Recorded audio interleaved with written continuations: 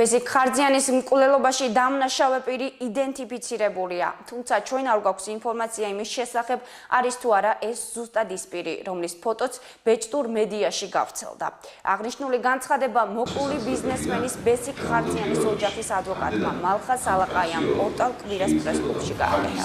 ადვოკატის განცხადებით მედიაში გამოქვეყნებული ინფორმაცია მან პროკურატურასთან გადააკეთა, თუმცა საგამოძიებო უწყება გავრცელებული ინფორმაცია არც უარყოფდა დაადასტურა. მალხა სალაყაიას განმარტებით პროკურატურას ვიდეო მასალის სახით უამრავი ადამიანის კადრი გააჩნია და მოცემულ მომენტებში მასალების შესწავლის სტატუსია. ამონაბეჭდი, რომელიც გავრცელდა კვირის დასაწყისში ბეჭდურ მედიაში, ჩემთვის პირველად გახდა ცნობილი.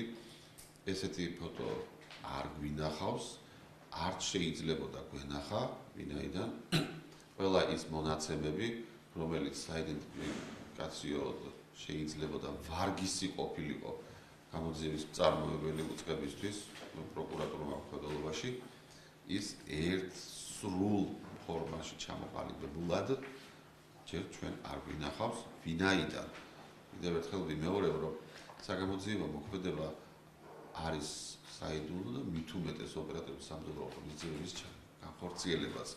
აქ საუბარია იმ კონკრეტულ დავალებებზე, რომელიც პროკურატურის მიერ ოპერატიული სამხედრო საქმიანობის შესახებ კანონის თანახმად გადაეცემა შესაბამის უწყებებს და აქ შინაგან საქმეთა სამინისტროა მხედველობაში, რომელსაც ევალება ამა თუ იმ კონკრეტული დავალების შესრულება, ამ შემთხვევაში დანაშაულის სავარაუდო ეჭვიტანილის მოძებნა, დაკავება და წარმოდგენა საგამოძიებო უწყებაში.